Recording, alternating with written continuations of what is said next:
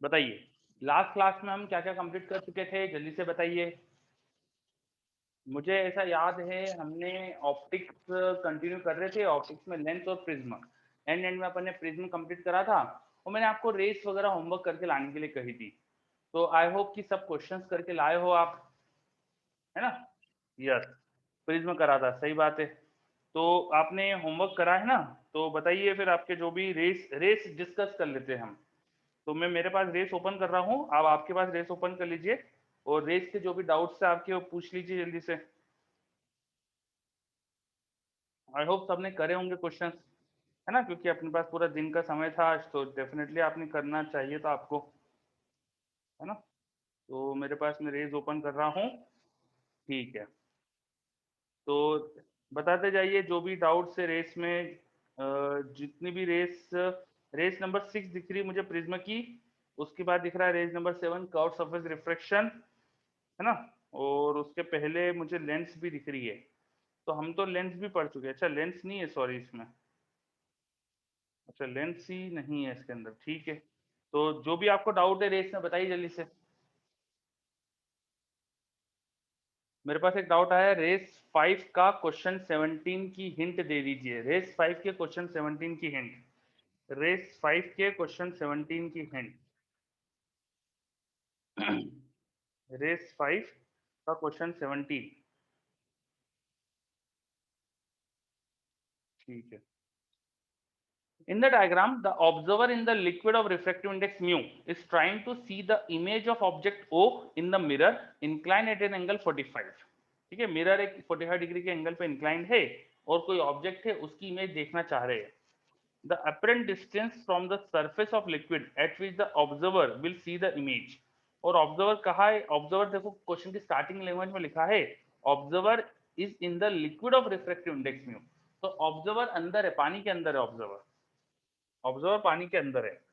तो वो मुझे जो डायग्राम दिख रहा है यहाँ पे कहीं वाटर वाटर है, वहां पे ऐसी आइस जैसे कुछ बनाई है उन्होंने। तो यहाँ पर कोई देख रहा है, यहाँ से देखा जा रहा है पानी के अंदर से, है ना। वाटर के अंदर आइज है, ऐसा दिया हुआ है, ठीक है। और यहाँ पर एक ऐसा मिरर लगाया हुआ है, 45 डिग्री का एंगल दिया हुआ है उसका हॉरिजॉन्टल से। और यहाँ पर ऑब्जेक्ट है जिसे देखा जा रहा है। तो ये जो डिस्टेंस दी है given that OP equal to L. तो ये यहाँ पे ओ से के पॉइंट पी दिखाया है और बोला गया है कि ओपी इक्वल टू एल है। और पी से एम जो डिस्टेंस है वो दी है 2l/3। पी से एम डिस्टेंस जो है वो यहाँ तक की कोई एम पॉइंट है और पी से एम की डिस्टेंस दी है आपको 2l/3। चलो, सबसे पहली चीज तो इस ऑब्जेक्ट की इमेज क्या बनाएगा मिरर। तो ये 45 डिग्री का एंगल है, तो 45 डिग्री के एंगल पे ही इमेज बनेगी। तो इमेज एक्चुअली ऐसी कुछ बनना चाहिए, यहाँ का इमेज होना चाहिए। इस ऑब्जेक्ट की मिरर ने जो इमेज बनाई, ये जो प्लेन मिरर इमेज बनाएगा वो यहाँ पे ही बनाएगा। इधर 45 तो ये भी 45, ये एल तो ये भी एल। प्लेन मिरर की प्रॉपर्टी होती है ऑब्जेक्ट मिरर के किसी पॉइंट से जितना डिस्टेंस पे होता है इमेज भी उतने डिस्टेंस पे होती है। ऑब्जेक्ट मिरर से जितना एंगल पे होता है इमेज भी उतने एंगल पे होती है। तो ये यहाँ पर इमेज हमें समझ में आ गई एल डिस्टेंस पे। और इस एम पॉइंट से ये डिस्टेंस पी तक की 12/3 भी दी थी।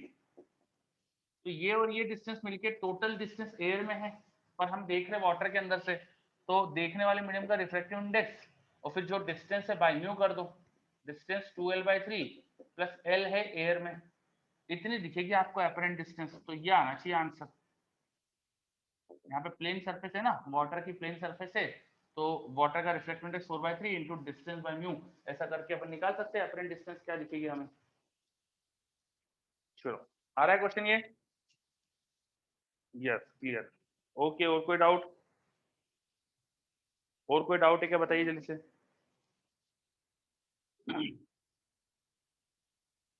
रेस 5 का क्वेश्चन नंबर 2 और 3। रेस 5 क्वेश्चन नंबर 2 और 3। रेस 5 में निकालता हूँ क्वेश्चन नंबर 2 और 3। रेस 5 का question number 2। Above horizontal disk as shown, a point source of light is placed above its center। एक हॉरिजॉन्टल डिस्क है, उसके ऊपर एक पॉइंट सोर्स ऑफ लाइट रखा हुआ है। तो क्वेश्चन का डायग्राम कुछ ऐसा है कि एक डिस्क है हमारे पास, उन्होंने 2D का डायग्राम दिया, मैं उसको 3D में दिखा रहा हूँ। इसके ऊपर यहाँ पे कहीं पे एक सोर्स ऑफ लाइट है, ठीक है। और जो डिस्क है इसकी रेडियस आर दिखाई है, डायग्राम देखेंगे जरा ध्यान से तो उसकी रेडियस आर है। इस डिस्क की रेडियस r है, तो there is a disc which is in horizontal direction और उसके सेंटर से ऊपर है ना एक पॉइंट सोर्स ऑफ लाइट रखा हुआ है, ठीक है। और फिर इससे नीचे h डिस्टेंस पे कुछ हमारी सरफेस वगैरह है, यहाँ से h डिस्टेंस नीचे कोई हमारी सरफेस है। फिर आगे क्या कहा जा रहा है, find the shape and area of the shadow formed on the ground. इस सोर्स की नीचे शेडो बनेगी, भाई सोर्स से जो लाइट रे डिस्क पे टकराएगी वो तो नीचे जा नहीं सकती, जो एकदम कॉर्नर पे लाइट आएगी वही नीचे जा पाएगी, कुछ ऐसा होगा। तो इस पॉइंट से पहले पहले तो हमको कोई लाइट ही नहीं मिलेगी। और सिमेट्री से देखेंगे, अगर ये जो पॉइंट था इसके ठीक नीचे जो पॉइंट आएगा वहां से इसकी डिस्टेंस निकाल सकते हैं आप सिमिलर ट्राइंगल का कॉन्सेप्ट यूज करके। ये h और ये हाइट कितनी दी है डायग्राम में देखो t, है ना। तो ये r डिस्टेंस है यहाँ से यहाँ की, तो ट्राइंगल की साइड्स का रेशियो छोटे ट्राइंगल में r/t है, तो बड़े ट्राइंगल में ये डिस्टेंस मान लीजिए स्मॉल r थी, तो स्मॉल r अपॉन हाइट हो जाएगी t+h। तो सिमिलर ट्राइंगल के कॉन्सेप्ट से मैंने ये डिस्टेंस कितनी है वो निकाल दी, देखो स्मॉल r मिल जाएगा अपन को।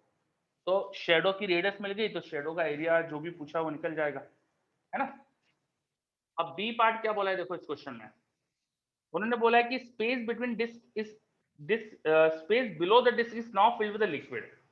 डिस्क के नीचे का जो रीजन है ना उसको एक लिक्विड से फिल कर दिया, यहाँ उन्होंने कुछ पानी वानी भर दिया, एक लिक्विड फिल कर दिया।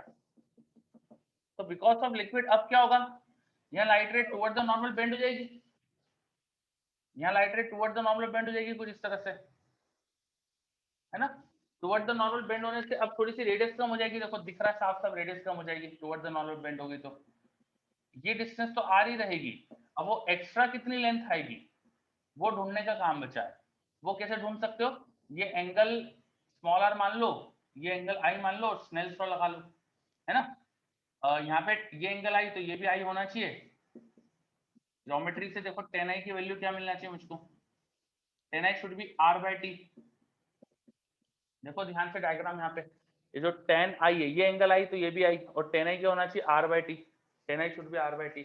और नीचे देखोगे तो tan r, ये एंगल r है, that should be equal to x by this height is h। तो tan I और tan r आपको पता है, अब स्नेल्स लॉ लगा लो, बाहर एयर है into sin I equal to दूसरे मीडियम का रिफ्रैक्टिव इंडेक्स जो भी लिक्विड का refractive index into sin r।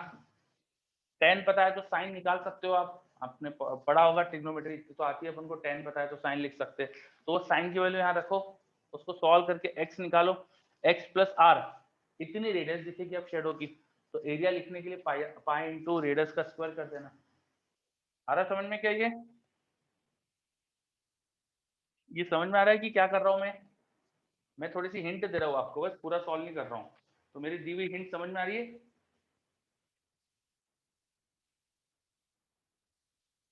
Okay sir clear, चलो नमनदीप बोल रहा है okay sir clear, thank you Namandeep. तो ये क्वेश्चन नंबर 2 शायद सबको क्लियर है अब, है ना। आगे बढ़ते हैं। तो क्वेश्चन नंबर 5 भी लिखा है नमनदीप ने, रेस नहीं 3 भी लिखा है, 3 नंबर देख लेते हैं। एक क्यूब है, उसके अंदर एक स्मॉल एयर बबल है,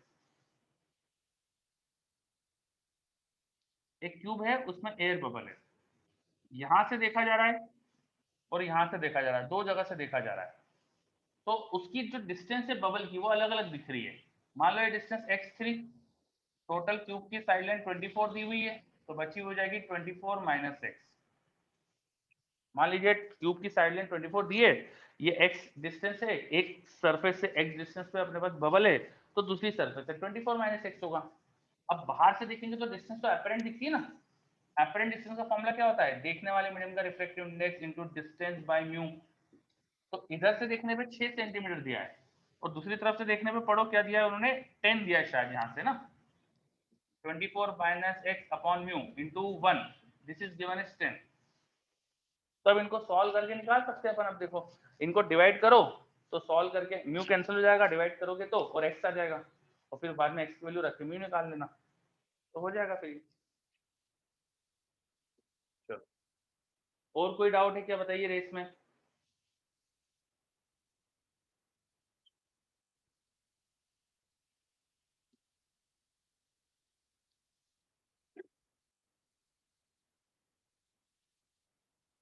किसी भी बच्चे को और कोई डाउट है क्या रेस में।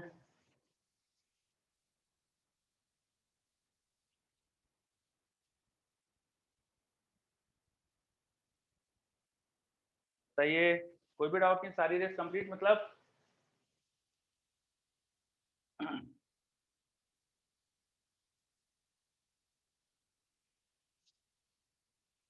रेस 6 के लिए एक दिन और चाहिए, ठीक है, तो रेस 6 नेक्स्ट क्लास में करके पूछ लेना, है ना।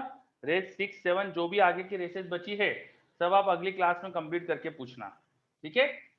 चलो तो फिर मैं मानता हूँ कि आप नेक्स्ट क्लास में पूछ लेंगे। तो प्रिज्मा पढ़ा था लास्ट क्लास में हमने, और स्मॉल एंगल प्रिज्मा वगैरह कंप्लीट कर लिया था। उसके बाद एक छोटा सा पोर्शन और पूछा जाता है प्रिज्मा से रिलेटेड, डिस्पर्जन।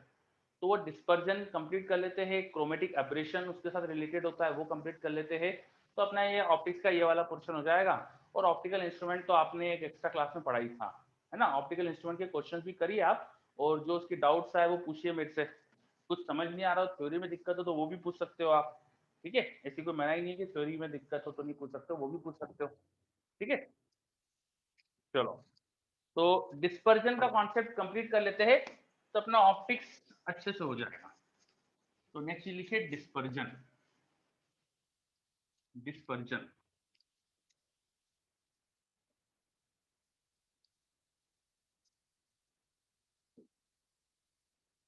डिस्पर्जन।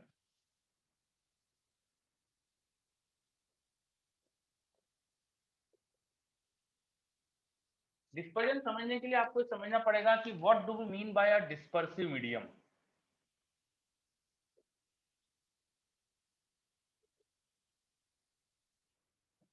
जब हम रोप पर वेव की बात करते हैं या साउंड वेव के मोशन की बात करते हैं इन एयर, एयर में जब साउंड वेव ट्रेवल करती है तो वहां पे स्पीड रूट बी बाय रो कुछ आ जाती है ना। और रोप पर जब वेव ट्रेवल करती है तो root T by mu speed आती है। These are not dependent on wavelength, ये वेवलेंथ पे डिपेंड नहीं करती या फ्रीक्वेंसी पे डिपेंडेंट नहीं है। वेव की स्पीड अगर फ्रीक्वेंसी से इंडिपेंडेंट हो तो बोलते हैं कि मीडियम इज नॉन डिस्पर्सिव, ऐसे मीडियम को कहते हैं नॉन डिस्पर्सिव। पर जिन मीडियम में फ्रीक्वेंसी या वेवलेंथ डिपेंडेंट स्पीड होती है उन्हें कहते हैं डिस्पर्सिव मीडियम। तो डिस्पर्सिव मीडियम ऐसे मीडियम होते हैं जिसमें वेव की speed is dependent on its frequency, और in other words I can say wavelength. तो glass, water, this all are dispersive medium for light. इन सब में स्पीड अलग होने से म्यू अलग आ जाता है। आपने पढ़ा है Cauchy's equation. Cauchy's equation, Cauchy's equation होती है कि जो मीडियम का म्यू का वेरिएशन विथ लेमडा आपको गिवन देती है, बताती है। तो जिस तरह से होती है कॉशीज इक्वेशन। तो एक इसका रफ आइडिया अपन ऐसा लगा सकते हैं, मैं अगर आगे के टर्म को निगलेक्ट कर दूं क्योंकि बहुत छोटे छोटे टर्म हो जाते हैं वो, तो रफली इसको मैं A plus B by lambda square लिख सकता हूँ। या अपन बोल सकते हैं कि म्यू डिक्रीज होगा एज लेमडा इंक्रीजेस। हम अगर लेमडा को बढ़ाएंगे तो म्यू कम होता है। तो ये इक्वेशन क्या बताती है हमें, ये यही बता रही है कि मीडियम का म्यू अलग अलग वेवलेंथ के लिए अलग अलग है। म्यू अलग अलग है वेवलेंथ के लिए, इसका मतलब स्पीड अलग अलग है। Different wavelength of wave is travelling with different speed. Wave की डिफरेंट वेवलेंथ अलग अलग स्पीड से ट्रेवल कर रही है तभी ऐसा होगा। तो ग्लास, वाटर, ये सब क्या है, डिस्पर्सिव मीडियम है। इनका इनमें म्यू अलग अलग होता है, अलग अलग वेवलेंथ का। क्या ये पॉइंट समझ में आ रहा है? क्या यहाँ तक की चीजें क्लियर? बताइए सभी बच्चे, what do we mean by dispersive medium? Yes, ठीक है। चलो, बच्चों का रिप्लाई आ रहा है मेरे पास, यस, है ना। तो जो भी बच्चे क्लास में हैं बताना चाहिए, आए तो हाँ नहीं तो ना, है ना, जो भी है क्लियर बोलना चाहिए आपको, ठीक है। ओके, आगे बढ़ते हैं। सो डिस्पर्सिव मीडियम का मतलब हमने समझा। अब ग्लास क्योंकि एक डिस्पर्सिव मीडियम है लाइट के लिए, तो जब ग्लास से लाइट ट्रेवल करती है, और मान लो कि लाइट व्हाइट लाइट ट्रेवल करती है, white light is combination of all the wavelengths, तो वो जब ट्रेवल करेगी तो अलग अलग वेव अलग अलग म्यू की वजह से अलग अलग एंगल पे डिविएट होगी। रिफ्रैक्शन में म्यू पे डिपेंड करता है कितना एंगल आएगा लाइट का बेंडिंग का। तो प्रिज्म इसका सबसे अच्छा एग्जांपल होता है समझाने के लिए। तो मैं प्रिज्म लेता हूँ और मान लो स्मॉल एंगल प्रिज्म है। तो स्मॉल एंगल प्रिज्म में अपन ने पढ़ाई था ना कि जो डिविएशन होता है वो a into mu minus one होता है। अब क्योंकि म्यू अलग अलग होता है अलग अलग कलर का, तो डिविएशन अलग अलग आएगा। म्यू लेमडा बढ़ाते हैं तो म्यू कम होता है, वॉयलेट के लिए म्यू ज्यादा होता है, उससे कम फिर विब्ग्योर का पूरा ऑर्डर लिख सकते हो आप। आखिरी में आ जाएगा हमारे पास रेड का म्यू, है ना, रेड का म्यू सबसे कम होता है, तो म्यू रेड का सबसे कम, तो उसका डिविएशन भी सबसे कम आएगा। मतलब अगर मैं व्हाइट लाइट भेजूं एक प्रिज्म से, व्हाइट लाइट अगर मैं एक प्रिज्म से सेंड करूं, तो उसमें से वॉयलेट कलर मुझे ज्यादा बेंड होते दिखेगा, रेड कलर थोड़ा कम बेंड होते दिखेगा, और बाकी के कलर इन बिटवीन दिखेंगे। अब मेरे पास येलो तो है नहीं, तो मैं यहाँ ग्रीन दिखा दे रहा हूँ। मेरे पास 3 कलर थे, तो मैंने 3 कलर दिखा दिया आपको, ठीक है। रेड, ग्रीन एंड ब्लू, ये 3 कलर मैंने यहाँ पे दिखाया है। ब्लू का मैं बहुत ज्यादा डिविएशन दिखा रहा हूँ, क्योंकि ब्लू के लिए म्यू ज्यादा होता है, तो डिविएशन ज्यादा। ग्रीन का थोड़ा कम डिविएशन दिखाया मैंने, थोड़ा कम बेंड करा उसमें मैंने, और रेड कलर ज्यादा बेंड हुआ है। तो आप देखिए कि लाइट जो ओरिजिनल डायरेक्शन थी उससे बेंड हो रही है। ये हुआ है रेड का डिविएशन, इतना रेड कलर बेंड हुआ है। ग्रीन थोड़ा ज्यादा डिविएट हुआ है, और वॉयलेट और भी ज्यादा डिविएट हुआ है। तो अलग अलग डिविएशन एंगल होने की वजह से अब इन कलर्स के बीच में आपको एंगल दिख रहा है। If you observe carefully, there is an angle between the extreme colour, red और वॉयलेट के बीच में एक एंगल है।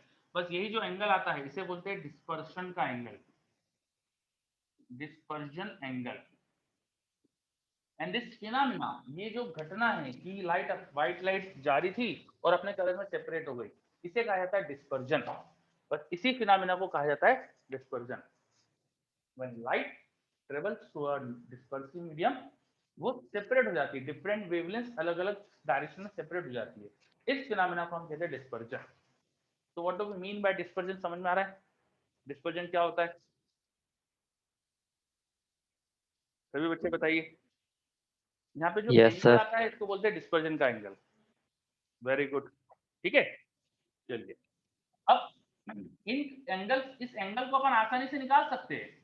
वॉयलेट कलर का जो एंगल है वो ज्यादा है, रेड कलर का सबसे कम है, इनका डिफरेंस बस ये हो जाएगा डिस्पर्शन का एंगल, एंगल ऑफ डिस्पर्जन। अच्छा, इसमें येलो कलर बीच में होता है, तो येलो कलर का जो डिविएशन हुआ है, येलो कलर कितना एंगल बेंड हुआ है, उसको बोलते हैं मीन डिविएशन, मीन डिविएशन। देखो सारे कलर अलग अलग एंगल पे बेंड हो रहे हैं, तो आपसे कोई पूछा लाइट कितने एंगल से बेंड हुई, तो कितने एंगल से बेंड हुई तो कलर बताना पड़ेगा ना, क्योंकि सबका अलग अलग बेंडिंग है। तो जब कोई कुछ कहता नहीं ना कि कितने एंगल से बेंड हुई, किस कलर के बारे में बात कर रहे हैं, बताते नहीं जब, तो अपन मान के चलते कि बीच वाले कलर की बात कर रहे हैं, मीन कलर येलो कलर की बात कर रहे हैं। तो नॉर्मली जब पूछा जाए कि लाइट का बेंडिंग एंगल इतना है, इसका मतलब येलो कलर का बेंडिंग एंगल कितना है, ठीक है। येलो कलर को अपन एवरेज कलर या बीच का कलर लेके चलते हैं। तो येलो कलर की डिविएशन को मीन डिविएशन बोलते हैं, और एंगल ऑफ डिस्पर्जन क्या है अपन ने पढ़ा। हम एक टर्म डिफाइन करते हैं जो बताता है कि डिस्पर्जन कितना अच्छे से हुआ है। That term is dispersive power, dispersive power. It measure the ability of the system to disperse light. System कितना अच्छे से लाइट को डिस्पर्स कर रहा है उसको मेजर करने के लिए यूज करते हैं। इसे यहाँ ओमेगा से रिप्रेजेंट करता हूं, एंड इसे डिफाइन करते हैं अपन थीटा बाय डेल्टा से। थीटा मतलब डिस्पर्जन का एंगल, डेल्टा मतलब mean deviation. Angle of dispersion upon mean deviation, ये आपको दे देता है डिस्पर्सिव पावर, डिस्पर्सिव पावर। अगर मैं स्मॉल एंगल प्रिज्म के लिए इन सब की वैल्यू रख दूं, एंगल ऑफ डिस्पर्जन होता है वॉयलेट का डिविएशन माइनस रेड का deviation divide by yellow colour का डिविएशन। डिविएशन को अपन लिख सकते हैं a into mu minus one, तो वॉयलेट के लिए लिख दूंगा, रेड के लिए लिख दूंगा म्यू आर माइनस वन, ठीक है। और मीन कलर येलो कलर होता है, उसके लिए लिख देंगे a into mu of yellow minus one. अब देखो ऊपर ये a से अगर मल्टीप्लाई कर दो तो यहाँ भी माइनस है, यहाँ भी माइनस है, सब्ट्रैक्ट हो जाएगा, ऊपर नीचे a भी कैंसिल हो जाएगा, तो बचेगा mu V minus mu R upon mu R minus one. ये एक्सप्रेशन बन जाता है हमारे पास, mu V minus mu R upon mu R minus one. Dispersive power is difference of violet and red colors refractive index divided by yellow colors refractive index minus 1। violet और red का refractive index का difference divided by mu of yellow minus 1। ये ratio आ जाता है dispersive power. And this is independent of prism angle है, क्योंकि हमने define ऐसे करा कि मीडियम के शेप से डिपेंडेंट नहीं है, ये मीडियम की प्रॉपर्टी है, not of shape. This is property of medium, property of medium, not dependent on shape. बताइए समझ में आ रहा है ये? This is the property of medium, it's not dependent on shape. तो चाहे आप जिस मटेरियल का प्रिज्म बनाए ना, उस मटेरियल से कुछ भी बनाओ, चाहे उससे लेंस बनाओ, चाहे उससे एक ग्लास का स्फीयर बना दो, डिस्पर्सिव पावर हर एक की सेम आएगी। ठीक है, डिस्पर्सिव पावर शेप पे डिपेंड नहीं करता। ऐसा नहीं कि प्रिज्म की अलग आएगी और ग्लास स्फीयर की अलग आएगी। एक ही टाइप के ग्लास से चाहे कुछ भी बनाओ, डिस्पर्सिव पावर सेम आएगी। ठीक है, हरीश बोल रहा है राइट साइड एक स्टेप रिपीट कर दूं। राइट साइड की एक स्टेप मतलब कि ये वाली, ये तो डिफरेंस ले लो बेटा आप, है ना। यहाँ पे सॉल्व कर लो आप, ए अंदर मल्टीप्लाई करो, सॉल्व करो तो ये आएगा। अब मैथ्स करके देखो, ये समझ में आया मैंने क्या लिखा है, ये वाली स्टेप आई। हाँ, ये स्टेप क्या है, देखो थीटा बाय डेल्टा बाय, ये डिफिनेशन है डिस्पर्सिव पावर की। डिस्पर्सिव पावर डिफाइन करते हैं अपन angle of dispersion upon mean deviation. Angle of dispersion क्या होता था, रेड और वॉयलेट के डिविएशन का डिफरेंस, तो उनका डिफरेंस लिखा डिवाइड बाय येलो कलर का डिविएशन। अब डिविएशन एंगल छोटे एंगल प्रिज्म के लिए लिख सकता हूँ मैं ऐसे, तो वो सर सॉल्व कर दे। हाँ सर मीन डेविएशन में हमेशा येलो कलर ही लेंगे। हाँ, मीन डिविएशन मतलब येलो बीच वाला कलर होता है, तो उसका डिविएशन को अपन मीन डिविएशन बोलते हैं। ठीक है, चलो वेरी गुड। तो डिस्पर्जन वगैरह के हिसाब से अपन ने चीजें डिफाइन करी। अब कोई प्रिज्मा सेपरेट करता है लाइट को, कभी कभी हम चाहते हैं कि सेपरेट ना हो, हमें सारे कलर एक साथ ही मिले, तो हम प्रिज्मा के कॉम्बिनेशन क्रिएट करते हैं जिससे कि ऐसा हो जाए, है ना। जब ऐसा कॉम्बिनेशन बनाएंगे तो उसे बोलते हैं एक क्रोमेटिक कॉम्बिनेशन, एक क्रोमेटिक कॉम्बिनेशन। प्रिज्मा लाइट को बेंड करता है, दो दो प्रिज्म लगा दो तो बेंडिंग एंगल ऐड हो सकते हैं, उल्टे डायरेक्शन में लगा दो प्रिज्म को तो बेंडिंग एंगल सब्ट्रैक्ट हो सकते हैं। तो अगर मैं दो प्रिज्म एक दूसरे से अपोजिट डायरेक्शन में लगा दूं, जैसे ये एक दूसरे से उल्टे लगा दिए मैंने, तो ऐसा हो सकता है कि एक प्रिज्म ने पहले रेड को डिवाइड करा और वॉलेट सबको डिवाइड करके सेपरेट कर दिया, अब दूसरा उन्हें मिला दे क्योंकि उल्टी डायरेक्शन में लगाया, तो ऐसा करके अपन एक क्रोमेटिक कॉम्बिनेशन बना सकते हैं। ठीक है, ये होने के लिए क्या कंडीशन होना चाहिए, मान लीजिए पहले प्रिज्म का प्रिज्म एंगल ए है, उसके लिए वॉलेट का रिफ्रैक्टिव इंडेक्स म्यू वी है, रेड का म्यू आर है और येलो का म्यू बाय। ये मैंने पहले प्रिज्म के लिए सारा डाटा बताया, उसका प्रिज्म एंगल ए मान लिया, रिफ्रैक्टिव इंडेक्स को बता दिया, और दूसरे प्रिज्म की ये सारी चीजें डैश में लिखने वाला हूँ। इसका प्रिज्म एंगल ए डैश है, वॉलेट का refractive index mu B dash है, रेड का म्यू आर डैश है, येलो का म्यू वाई डैश है। ठीक है, अब पहले प्रिज्म से अपन ने लाइट भेजी, उसने इनको सेपरेट करा, तो मैं रेड और वॉयलेट दो ही कलर दिखाऊंगा अभी, रेड और वॉयलेट दो ही कलर दिखाऊंगा, नहीं तो बहुत ज्यादा डिफिकल्ट डायग्राम हो जाता है। तो उनको सेपरेट कर दिया। अब दूसरे प्रिज्म ने इन्हें फिर से ऐसा डिवाइड करा कि बिल्कुल पैरेलल जाने लग गए, ये रेड कलर और ये वॉयलेट कलर, ये बिल्कुल पैरेलल जाने। तो अगर ये बिल्कुल पैरेलल जा रहे हैं तो हमको साथ में ही दिखेंगे, इनके बीच में डिस्टेंस बहुत ज्यादा होती नहीं है, तो एक साथ ही दिखते हैं हमको। पैरेलल लाइट हमारी आई एक ही जगह पर मीट करा देती है, तो हमें ऐसा लगता है व्हाइट लाइट ही आ रही है, तो व्हाइट लाइट भेजी और व्हाइट लाइट मिल जाती है ना, तो कोई डिस्पर्जन नहीं हुआ। तो डिस्पर्जन नहीं होने की कंडीशन क्या होगी कि पहले ने जितना रेड का डिविएशन करा उसने उतना ही दूसरे ने भी कुछ करा, और जो नेट डिविएशन रेड का हुआ उतना ही नेट डिविएशन वॉलेट का हो गया। रेड जितना एंगल गया उतना ही वॉलेट भी एंगल जाएगा, तो ऐसा हो जाएगा रेड कलर का नेट डिविएशन और वॉलेट कलर का नेट डिविएशन जब इक्वल हो जाएगा तो हमको पैरेलल दिखेंगे, है ना। नेट डिविएशन कैसे लिख सकते हैं भाई, एंगल है वो तो उसको जोड़ सकता हूं मैं, अगर सेम डायरेक्शन में, उल्टी डायरेक्शन में सब्ट्रैक्ट कर सकते हैं। पहले प्रिज्म की रेड का नेट डिविएशन मतलब पहले प्रिज्म का रेड का डिविएशन माइनस दूसरे का, माइनस क्यों कर रहा हूं मैं, क्योंकि वो उल्टी डायरेक्शन में था दूसरा प्रिज्म, ये इक्वल आना चाहिए वॉलेट के लिए पहले प्रिज्म का डिविएशन माइनस वॉलेट के लिए दूसरे प्रिज्म का डिविएशन। अगर जितना नेट रेड घुमा है उतना ही वॉलेट भी घूम जाए, दोनों का एंगल सेम बेंडिंग हो जाए, रेड की जितनी बेंडिंग हुई उतनी वॉलेट की हो जाए, तो भाई दोनों पैरेलल दिखेंगे अपन को। ये बात समझ में आ रही है क्या, बहुत आसान सी चीज लिखी है। तो इसे थोड़ा सॉल्व कर देते हैं, ये डैश वाले सब एक तरफ लाओ, तो आ जाएगा मेरे पास delta V dash minus delta R dash should equal to delta V minus delta R अब डेल्टा का डिफरेंस क्या होता है? डिफरेंस ऑफ डेल्टा मैंने यहाँ निकाला था ना, वो होता है a into mu V minus mu are.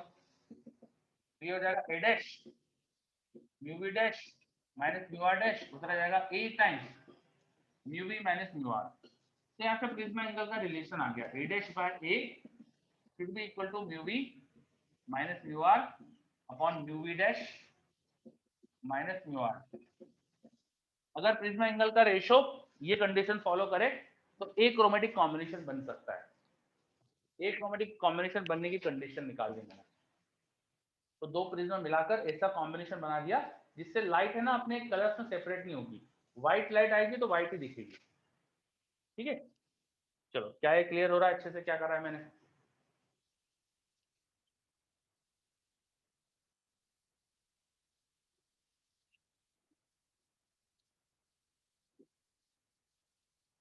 अब इसमें लाइट का कुछ डिविएशन भी हुआ है, कुछ एंगल से लाइट बेंड भी हुई है। कितने एंगल से बेंड हुई है? तो मीन कलर की बेंडिंग कितनी हुई है, येलो कलर की बेंडिंग कितनी हुई है? टोटल नेट में बेंडिंग कोई पूछे कितनी हुई है तो येलो कलर की बेंडिंग का रिप्लाई कर सकते हो। पहला प्रिज्मा डेल्टा वाई से येलो को बेंड कर रहा है, दूसरा डेल्टा वाई डैश से, दोनों का ओरिएंटेशन अलग होने से सब्ट्रैक्ट कर देना, तो नेट येलो की बेंडिंग हो जाएगी a into mu I minus one minus A dash into mu I dash minus one. इस तरह से हमारा आंसर हो जाएगा। ठीक है, चलो तो ये हमको नेट डिविएशन भी बताना आ गया। चलिए देख लीजिए अच्छे से क्लियर है कि नहीं। एक क्रोमेटिक कॉम्बिनेशन में कुछ क्वेश्चन आते हैं तो ये हमको आना चाहिए। सर क्लियर दिख नहीं रहा, कनक श्री का मेरे पास मैसेज आ रहा है कि क्लियर नहीं दिख रहा है। तो बेटा यहाँ से तो सब कुछ ठीक है दिखने के लिए, मैं वीडियो बंद करके चालू कर देता हूँ। नहीं सर, दिख रहा है क्लियर। हाँ क्लियर दिख रहा है कनक श्री, आपके वहीं कुछ दिक्कत होगी एक बार, ठीक है प्लीज चेक करिएगा।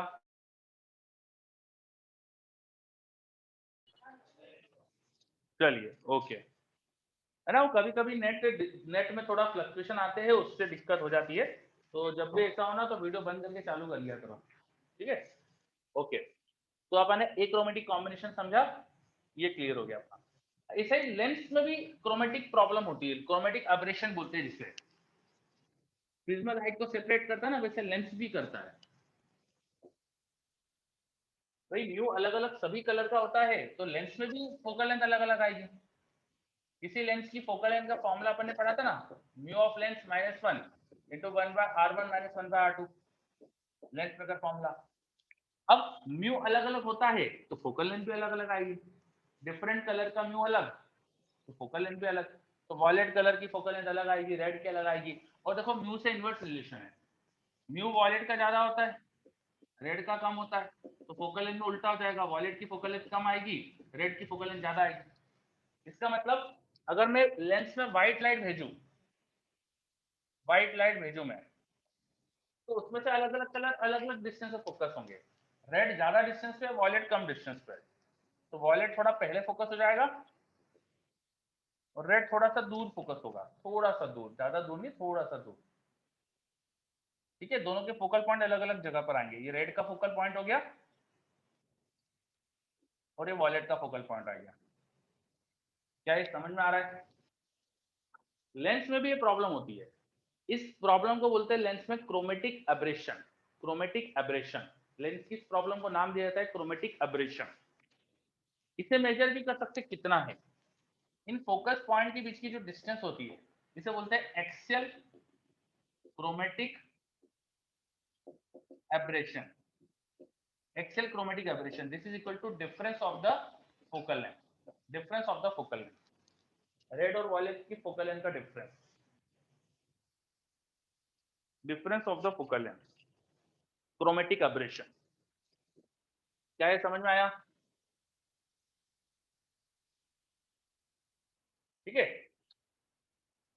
अब हम लेंस में भी प्रॉब्लम हटाना चाहते हैं, हम चाहते हैं लेंस में प्रॉब्लम ना हो, तो उसके लिए भी हम एक क्रोमेटिक कॉम्बिनेशन बनाते हैं,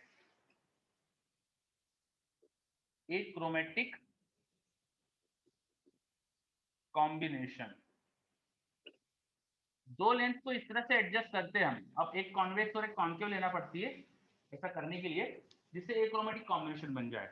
उसकी कंडीशन आती है omega 1/f1 plus omega 2/f2 should be 0। पहले लेंस के मटेरियल की डिस्पर्सिव पावर ओमेगा 1, दूसरे लेंस के मटेरियल की डिस्पर्सिव पावर ओमेगा 2, पहले लेंस की फोकल लेंथ f1, दूसरे की फोकल लेंथ f2। ये रिलेशन फॉलो करेगी। अगर ये रिलेशन फॉलो होता है तो एक्रोमेटिक कॉम्बिनेशन बनता है। ठीक है, अब ये रिलेशन कैसे आया ये ज्यादा डेप्थ में बताने की जरूरत नहीं है, अननेसेसरी कोई जरूरत नहीं है, कोई पूछेगा नहीं। मैं थोड़ा आइडिया दूं अगर, तो मैंने क्या करा है, मैंने दोनों का कॉम्बिनेशन से वॉयलेट और रेड की फोकल लेंथ बराबर कर दी। भाई वॉयलेट और रेड अगर एक ही पॉइंट पे इकट्ठा हो जाएंगे तो मुझे क्रोमेटिक एब्रेशन नहीं दिखेगा। और इक्विवेलेंट फोकल लेंथ कैसे निकालता हूं मैं, वो मैंने रिलेशन यूज कर लिया। इक्विवेलेंट फोकल लेंथ निकालने के लिए अपन इन्वर्स करके ऐड करते हैं ना। तो पहले लेंस की जो रेड की फोकल लेंथ थी और दूसरे लेंस की जो रेड की फोकल लेंथ थी उनका सम करा इन्वर्स करके, तो इक्विवेलेंट फोकल लेंथ रेड की आई। ऐसे ही इक्विवेलेंट फोकल लेंथ मैंने वॉयलेट की निकाली और इक्वेट कर दिया। तो रेड की इक्विवेलेंट फोकल लेंथ वॉयलेट की इक्विवेलेंट फोकल लेंथ जब इक्वल करके सॉल्व करते हैं तो ये फॉर्मूला बन जाता है। ठीक है, ये फॉर्मूला आ जाता है। अब फॉर्मूला कैसे आया मैंने हिंट दे दिए, अब पूरा डेरिवेशन तो नहीं देखेंगे, बाकी हिंट दे दिए मैंने आपको। तो लेंस में एक्रोमेटिक कॉम्बिनेशन का मतलब समझ में आ रहा है। जो हमारे ग्लासेस होंगे, जो अच्छे कैमरे के लेंस होंगे, उन सब में ऐसे ही होगा, कॉम्बिनेशन यूज करते हैं लेंस का। मोबाइल के कैमरे में ऐसा होना चाहिए, नहीं तो क्या होगा इस प्रॉब्लम से हमें ना एक इमेज अच्छी दिखेगी नहीं। अलग अलग पॉइंट पे फोकस होगी लाइट रे तो हमें ढंग से इमेज नहीं दिखती, इमेज के अंदर कलर की प्रॉब्लम होने लगती है। क्या ये क्लियर हो रहा है? बताइए ये चीज क्लियर हो रही है क्या, achromatic combination? Yes sir. Very good. बाकी सब बच्चे, एक बच्चे ने ये बोला, बाकी को क्लियर है कि नहीं? Yes sir. ऋषित को क्लियर है, कनकश्री को क्लियर है, वेरी गुड कनकश्री। और बच्चे बताइए। सर चलो इन पे क्वेश्चन कैसे बनेंगे? क्वेश्चन कैसे बनेंगे, चलो क्वेश्चन कैसे बनेंगे, अच्छा क्वेश्चन पूछा आपने। तो लिखो एक क्वेश्चन, मैं बोर्ड पे लिखता हूँ।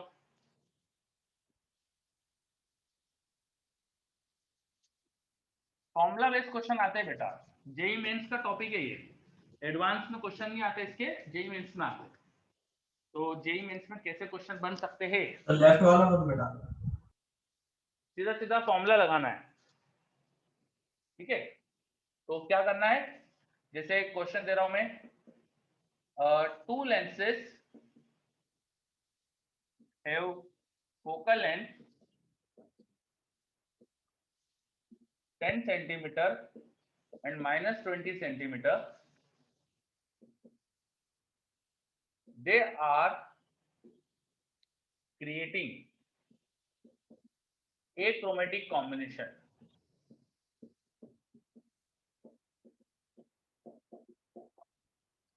What is ratio of their dispersive power?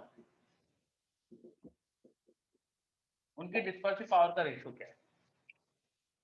दो लेंसेस है जिनकी फोकल लेंथ मैंने दे दी 10 सेंटीमीटर एंड माइनस 20 सेंटीमीटर, और वो एक क्रोमेटिक कॉम्बिनेशन बना रही है, तो उनके डिस्पर्सिव पावर का रेशियो क्या है?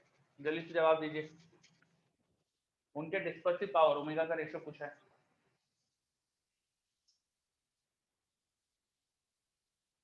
तो ये एक आसान सा क्वेश्चन पूछा मैंने।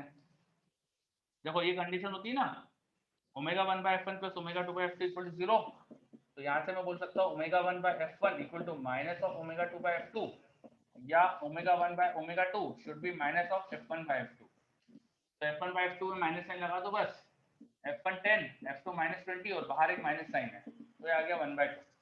डिस्पर्सिव पावर का रेशियो 1/2। बहुत ही आसान सा क्वेश्चन। अब ऐसा हो सकता यस था सर। कि एक की डिस्पर्सिव पावर दे दो दूसरे की पूछ लो ना, तो इस तरह के क्वेश्चन आते हैं। बस ये फॉर्मूला यूज करना है मेनली आपको। क्लियर? यस थोड़ा सर। सा हाँ, चीजों का मतलब पता होना चाहिए बस। ठीक है, और फॉर्मूला पता होना चाहिए। चलिए, तो ये डिस्पर्जन डिस्पर्सिव पावर वगैरह सब चीज अपन ने कंप्लीट कर ली, तो ये अपना जितना भी बचा हुआ पोर्शन था वो हो गया। तो ऑप्टिक्स कंप्लीट। क्लियर? हटा दो सब, नोट हो गया क्या?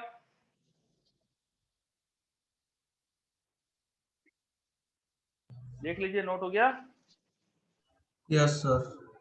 ठीक है, ठीक है, तो ये सब हटा देता हूं मैं, जस्ट अ सेकेंड।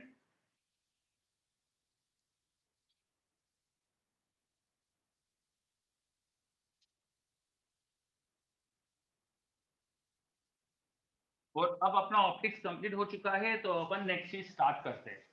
तो अपना बचा हुआ था ईएमआई और एसी, है ना, ईएमआई और एसी, ये दो टॉपिक बचे हैं अभी, और उसके बाद फिर बाकी जो भी छुटपुट टॉपिक रहेंगे, वे ऑप्टिक्स हो गया, सेमीकंडक्टर हो गया, वो ऑर्डर में करेंगे। तो बताओ पहले क्या करना है आपको, पहले क्या सर करें? EMI. EMI, EMI. Sir EMI और यस। एसी। हाँ और ईएमआई सर और मतलब अच्छे लेवल तक करा लेवल क्या के बोल रहे हो, क्वेश्चन बन जाता थे। क्या बोल रहे हो बेटा, क्या पूछा? सर सर ईएमआई करा दीजिए। हाँ वो तो मैं चालू कर रहा हूँ, और कुछ कहा आपने किसी ने? सर मैंने बोला था कि मतलब अच्छे क्वेश्चन की प्रैक्टिस के साथ साथ करवा देना ताकि एडवांस लेवल के क्वेश्चन बन जाए। हाँ हाँ बेटा, साथ में कर लेंगे, ठीक है। तो यार और स्टार्ट सर वो मैथमेटिक्स सर इंडक्शन। सर हाँ, वो कल की जो एक क्लास हुई थी मैंने मिस कर दी थी, तो वो आधी अधूरी क्लास थी, शायद 45 मिनट्स की थी कुछ। बल्कि एक्चुअली मैंने आपके ग्रुप पे लिंक जो भेजी है, वो मेरे से गलती से दो चैनल बन गए, दो प्लेलिस्ट बन गई थी। तो आप उसी चैनल पे उसी नाम से एक प्लेलिस्ट और होगी, ढूंढना तो आपको उसमें मिल जाएगी, है ना। दो अलग अलग जगह अपलोड हो गई थी वो गलती से, ठीक है, ओके मैं सर। आपको ट्राई कर दूंगा, ठीक है। चलो, इलेक्ट्रोमैटिक इंडक्शन में हमें स्टार्ट करना है सबसे पहले मैग्नेटिक फ्लक्स से। मैग्नेटिक फ्लक्स, जैसे इलेक्ट्रोस्टैटिक्स में इलेक्ट्रिक फ्लक्स पढ़ा है, वैसे ही मैग्नेट का भी फ्लक्स अपन डिफाइन कर सकते हैं, मैग्नेटिक फील्ड का। आपने पढ़ा होगा इलेक्ट्रिक फ्लक्स, वो डिफाइन होता है integration E vector dot area vector over the area. इस इंटीग्रेशन को ओवर द एरिया कैलकुलेट कर लो तो आपको फ्लक्स मिल जाएगा। मतलब किसी छोटे से एरिया से जब आपको फ्लक्स लिखना होता है, तो छोटे से एरिया का एरिया वेक्टर क्या है वो देखते हो आप, वहां पे इलेक्ट्रिक फील्ड कितनी पास हो रही है वो देखते हो, इनके बीच का एंगल ढूंढते हो डॉट प्रोडक्ट करने के लिए, और उसको सॉल्व करके आप फ्लक्स निकाल सकते हो। फिर ऐसे छोटे छोटे एरिया का फ्लक्स ऐड करो तो टोटल फ्लक्स मिल जाता है। ऐड करने को अपन इंटीग्रेशन करते हैं, है ना। अब यही चीज अपन मैग्नेटिक फील्ड के साथ कर दो तो हमें मैग्नेटिक फ्लक्स मिल जाएगा। मैं integration B vector dot D S vector कर दूं, integration B vector dot D S vector कर दूं तो मुझे मैग्नेटिक फ्लक्स मिल जाएगा। यहाँ पे फील्ड आपको कौन सी लेना है, मैग्नेटिक फील्ड लेना है, तो आपको मैग्नेटिक फ्लक्स मिल जाता है। क्या ये चीज समझ में आ रही है? जिस तरह से इलेक्ट्रिक फ्लक्स निकालते हैं बिल्कुल वैसे ही आपको मैग्नेटिक फ्लक्स निकालना है। Yes sir. ओके, अब फ्लक्स निकालने के लिए इलेक्ट्रोस्टैटिक्स में पढ़ा होगा, अगर एरिया प्लेन हो तो बहुत आसान हो जाता है फ्लक्स निकालना। एरिया अगर प्लेन है तो आसान हो जाता है। मान लो मेरे पास एक प्लेन एरिया है, तो प्लेन एरिया पे हर तरफ एरिया वेक्टर की डायरेक्शन सेम होती है, तो चाहे छोटा सा एरिया यहाँ लूँ या फिर यहाँ लूँ चाहे यहाँ लूँ, एरिया वेक्टर सेम डायरेक्शन में आएगा। और यूनिफॉर्म फील्ड हो तो भी आसान है। तो अगर मेरे पास एरिया प्लेन है और फील्ड यूनिफॉर्म है, तो फ्लक्स बहुत आसानी से कैलकुलेट हो जाता है। It is just be vector dot area vector, सब आसान हो जाता है। लेकिन अगर एरिया कर्व्ड है, एरिया कर्व्ड है, फील्ड यूनिफॉर्म ही दे देता हूं चलो मैं, एंड एरिया इज कर्व्ड, दिख ही रहा है कर्व बनाया मैंने, तब क्या करना होता है, तब थोड़ा सा ट्रिकी हो जाता है करना। तब हम क्या करेंगे, इस एरिया का मैग्नेटिक फील्ड की डायरेक्शन में प्रोजेक्शन ले लेंगे, इस एरिया का मैग्नेटिक फील्ड की डायरेक्शन में प्रोजेक्शन ले लेंगे। मान लो मैग्नेटिक फील्ड इस तरफ थी, इस डायरेक्शन में मैग्नेटिक फील्ड थी, तो जो एरिया है उसका मैग्नेटिक फील्ड की डायरेक्शन में प्रोजेक्शन ले लो, दिस इज प्रोजेक्टेड एरिया। ये वो एरिया था इधर कर्व एरिया जिससे आपको फ्लक्स निकालना है, इससे आपको फ्लक्स निकालना है, ठीक है। ये कर्व्ड एरिया है जिससे आपको फ्लक्स निकालना है। तो आप क्या करो, उस कर्व्ड एरिया का प्रोजेक्शन ले लो, this is projection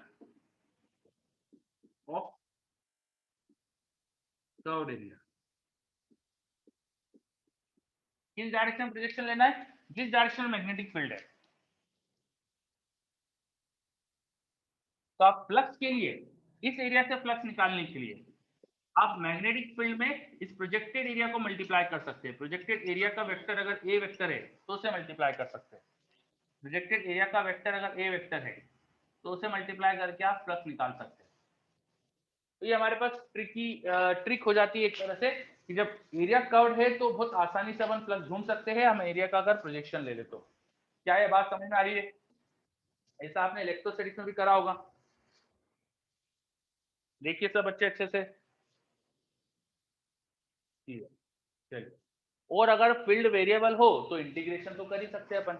magnetic field बदल रही है with position in time, position in space, space में मैग्नेटिक फील्ड वेरिएबल है तो इंटीग्रेशन तो कर ही सकते हैं अपन। ठीक है, तो अभी सबसे पहले तो फ्लक्स निकालने के क्वेश्चन देखते हैं अपन। ऐसे क्वेश्चन देखते हैं जिसमें सिर्फ फ्लक्स ही पूछा है। तो स्टार्ट करते हैं। पहला क्वेश्चन बहुत आसान देता हूं मैं। मान लीजिए एक्स वाई जेड प्लेन मैंने दे दिया है आपको। This is X axis, this is Y axis, this is Z axis, and there is a plane like this। एक 2 मीटर बाय 2 मीटर का एक एरिया है मेरे पास वाईजेड प्लेन में।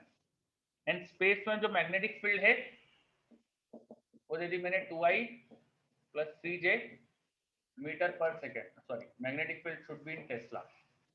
2i + 3j Tesla magnetic field space में दे दी है और area कैसा है मैंने दिखाया है। Find flux through this area. इस एरिया से मैग्नेटिक फ्लक्स निकालिए। Find magnetic flux through this area. अब फ्लक्स मैग्नेटिक फील्ड का पूछ रहा हूँ इसलिए मैं बी लगा देता हूँ नीचे। यहाँ बी लगा दिया है ताकि आपको समझना है मैं मैग्नेटिक फील्ड का फ्लक्स पूछता हूँ। करिए, मैग्नेटिक फील्ड का फ्लक्स निकालिए इस एरिया से।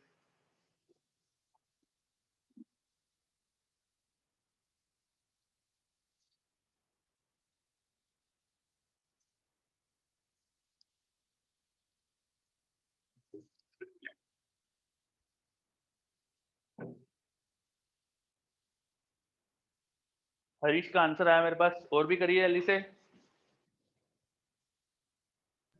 सर इसकी यूनिट क्या होगी फ्लक्स की? फ्लक्स की यूनिट भी बात करते हैं अपन। मैग्नेटिक फील्ड टेस्ला में होती है, एरिया मीटर स्क्वायर में होता है, तो टेस्ला मीटर स्क्वायर ऐसा ही में हो जाता है टेस्ला मीटर स्क्वायर, और उसे हम वेबर लिखते हैं। WB शॉर्ट में यूज करते हैं वेबर लिखने के लिए। तो फ्लक्स की ऐसा यूनिट वेबर। सीजीएस में देखेंगे अगर, सीजीएस में मैक्सवेल में इसे मेजर करा जाता है। मैग्नेटिक फील्ड को गॉस में मेजर करते हैं अपन सीजीएस में, और एरिया को सेंटीमीटर स्क्वायर, तो उसे बोला जाता है 1 मैक्सवेल, mx। मैक्सवेल शॉर्ट में mx लिखते हैं। ऐसा unit weber, CGS unit Maxwell. आपने मैग्नेटिक फील्ड के लिए पढ़ा होगा ना, मैग्नेटिक फील्ड को वेबर पर मीटर स्क्वायर लिखते हैं। हाँ सर, पढ़ा है। पर मीटर स्क्वायर यहीं से आता है।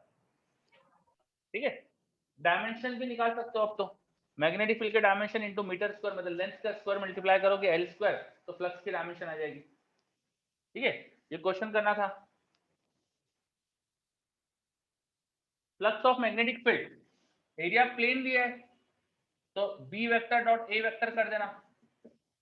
अब ए वेक्टर क्या है? तो ए वेक्टर का मैग्नीट्यूड होता है एरिया कितना है, और डायरेक्शन होती है उसके नॉर्मल की डायरेक्शन। एरिया वेक्टर हमेशा प्लेन के नॉर्मल लेते हैं अपन। इसका नॉर्मल की डायरेक्शन देखो एक्स के अलोंग आएगी, और मैग्नीट्यूड 2 to the 4 आएगा, तो ये एरिया वेक्टर हो जाएगा 4i cap. This is our area vector 4i cap. तो एरिया वेक्टर सर और बी, डायरेक्शन एक बार और बता दीजिए, कहाँ कैसे लेंगे? जो भी जिस प्लेन से हमें फ्लक्स चाहिए उससे परपेंडिकुलर, जिस प्लेन से हमें फ्लक्स चाहिए उससे perpendicular, area is perpendicular to the plane, तो प्लेन से परपेंडिकुलर हो जाएगा 4i। ठीक है, बी वेक्टर हमें दिया है 2i + 3j dot 4i, dot product कर दीजिए 2 4 8 आंसर, और यूनिट दे देंगे वेबर। एसआई में टेस्ला और मीटर, तो वेबर 8 वेबर का फ्लक्स आ गया। सर ये एरिया की जो डायरेक्शन है इसके जस्ट अपोजिट भी तो हो सकती है, जैसे कि 4i और 4 - i। बिल्कुल सही हो सकती है, पर जब अपन क्यों अपोजिट ले, मतलब मुझे अपोजिट लूंगा तो नेगेटिव मिलेगा ना, है ना। आप माइनस में भी ले सकते हो लेकिन नेगेटिव मिलेगा, तो स्टैंडर्ड ये रहता है कि पॉजिटिव बना के चलो, इसलिए अपन ने प्लस अच्छा बना अच्छा, के। ठीक है। हाँ, चलो अगला क्वेश्चन देखते हैं। एक और क्वेश्चन देखते हैं। मेरे पास एक है ना, एक हेमिस्फीयर है, हेमिस्फीयर। मेरे पास एक हेमिस्फीयर है, ठीक है, आर रेडियस का हेमिस्फीयर है, इसकी रेडियस आर है, इस हेमिस्फीयर की रेडियस आर है। I have a hemisphere of radius R and there is uniform magnetic field perpendicular to the base of hemisphere, B uniform था, तो इस हेमिस्फेरिकल सरफेस से फ्लक्स कितना जाएगा बताओ? B dot pi R square कर देंगे, B into R square pi R square कर देंगे, बताओ कितना जाएगा flux? Magnetic field is perpendicular to base of hemisphere और हेमिस्फीयर की रेडियस मैंने आर दे दी, तो बताइए जल्दी से इससे फ्लक्स कितना जाएगा? B into pi R square, B into pi R square. Projected area ले लेंगे इसके अंदर, कर्व सरफेस है पर फील्ड यूनिफॉर्म भी है, जब मैं कुछ कहूं नहीं तो फील्ड यूनिफॉर्म ही मान के चलना, तो ये तो फील्ड यूनिफॉर्म है इसलिए B into pi R square हो जाएगा। ठीक है, चलो एक क्वेश्चन और करते हैं। मेरे पास एक सोलोनॉइड है, क्या है? सोलोनॉइड, एक आइडियल सोलोनॉइड है, आइडियल सोलोनॉइड, और इस सोलोनॉइड के अंदर करंट जा रहा था आई। सोलोनॉइड की जो रेडियस है वो है कैपिटल आर, है ना? अब मैंने एक रिंग बनाई, मैंने एक रिंग बनाई इस तरह से, ये एक रिंग बनाई है मैंने, ठीक है, ये एक रिंग बनाई। मैं अगर सामने से दिखाऊं आपको तो सोलोनॉइड की रेडियस कम है और वो जो मैंने रिंग बनाई है उसकी रेडियस ज्यादा है। This is ring and this is solenoid. Solenoid की रेडियस कैपिटल आर दिखाई है और रिंग की रेडियस मैंने ए दिखाई है। सोलोनॉइड में करंट फ्लो कर रहा था आई, सोलोनॉइड के number of turns per unit length n थे, number of turn per unit length n थे, number of turn per unit length n है। तो बताओ इस एरिया से कितना फ्लक्स जाएगा? जो रिंग है उसके एरिया से कितना फ्लक्स जाएगा?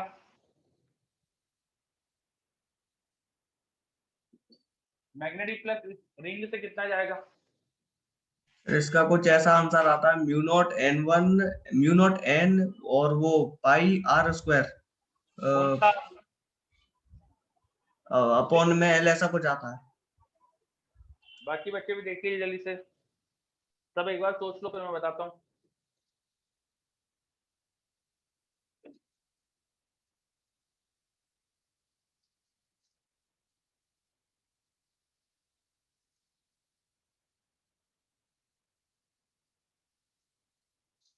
Sir mu not an I into pi A square.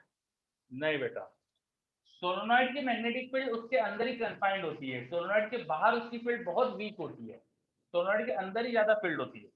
तो ये सोलोनॉइड है ना, इसकी मैग्नेटिक फील्ड इसके अंदर ही ज्यादा होगी, ठीक है? कितनी फील्ड होती है सोलोनॉइड? मेरी आवाज आ रही है प्रॉपर्ली? हाँ सर, क्लियर है सब। Yes sir. ठीक है, थोड़ा यहाँ पे क्या हो रहा है, बारिश हो रही है तो शोर आ रहा है ना? ठीक है, चलिए अब सोलोनॉइड की मैग्नेटिक फील्ड, अभी मेरी आवाज क्लियर है ना सबको? Yes sir, yes sir. ठीक है, तो सोलोनॉइड की मैग्नेटिक फील्ड अंदर ही कन्फाइंड होती है, तो फील्ड केवल इतने रीजन में, ये एरिया मल्टीप्लाई करूंगा, अब यहाँ तो फील्ड ही नहीं है, तो बस फील्ड कितनी होती है सोलोनॉइड की? म्यू जीरो एन आई, और एरिया क्या हो गया? पाई आर स्क्वायर, आंसर आ जाएगा। सर एरिया वही लेना है जिसमें सर फील्ड हो। अच्छा, एरिया जिससे मैग्नेटिक फील्ड वही लेंगे। भैया यहाँ तो फील्ड ही नहीं ना, सोलोनॉइड के बाहर उसकी फील्ड बहुत वीक होती है, तो यहाँ फील्ड ही नहीं है, तो जितने एरिया में फ्लक्स है वही लेंगे। भाई जहाँ फील्ड ही नहीं है यस वहां, सर, वहां ये डॉट प्रोडक्ट जीरो हो जाएगा ना, फील्ड जीरो है तो। यस सर, ठीक ठीक। ठीक है, चलिए, तो ये अपन ने फ्लक्स निकाला, अपन ने यूनिफॉर्म फील्ड का प्लेन एरिया से फ्लक्स निकाला। ऐसे कुछ क्वेश्चन देखे, अब थोड़ा सा केस थोड़ा टफ करते हैं, थोड़ा सा बड़ा क्वेश्चन करते हैं अपन, सर, थोड़ा सा टफ क्वेश्चन करते हैं अपन। सर वो मेरा लैग कर गया था, वो एक बार थोड़ा और बताओ, वो आपने किस लॉजिक से करा था वो? क्या बोला बेटा, फिर से बोलना। सर वो आप रिपीट कर सकते हो ये वाला, वो थोड़ा लैग कर गया था मेरे में। मैंने बोला कि जो सोलोनॉइड होती है उसकी मैग्नेटिक फील्ड उसी के एरिया से कन्फाइंड होती है, मैग्नेटिक फील्ड सोलोनॉइड के बाहर बहुत वीक होती है, तो बाहर की फील्ड को हम जीरो जैसा मान सकते हैं, सोलोनॉइड की फील्ड उससे आउटसाइड जीरो जैसा मान सकते हैं। तो यहाँ फील्ड ही नहीं है, केवल फील्ड इतने से रीजन में है, सोलोनॉइड के एरिया से, तो सोलोनॉइड के एरिया से फील्ड कितनी होगी? बी होती है म्यू जीरो है नहीं, और वो एरिया कितना है पाई आर स्क्वायर, मल्टीप्लाई करो प्लस आ गया। ठीक है, ठीक है सर। यहाँ भी बारिश हो रही है, ग्वालियर में भी बारिश हो रही है ना, बादल भी गरज रहे हैं, मेरे को आवाज आ रही है बादल गरजने की। तो बड़े गर्मियों में आज बारिश का मौसम हो गया। आगे देखते हैं अगला question. I have a straight long wire, एक सीधा लंबा वायर है जिसमें करंट फ्लो करवा दिया गया है आई। एक सीधा लंबा वायर है जिसमें करंट फ्लो कर रहा है आई। इसके पास में एक मैंने आपको रेक्टेंगुलर लूप दे दिया। इस रेक्टेंगुलर लूप की एक साइड वायर के पैरेलल है। रेक्टेंगुलर लूप वायर से एल डिस्टेंस पर है और रेक्टेंगुलर लूप की साइड लेंथ ए और हाइट एच है। तो इस रेक्टेंगुलर लूप के एरिया से कितना फ्लक्स जाएगा? फ्लक्स थ्रू लूप बताइए, मैग्नेटिक फ्लक्स थ्रू लूप बताइए, करिए ट्राई। यस सर, सॉल्व कर रहा है। हाँ,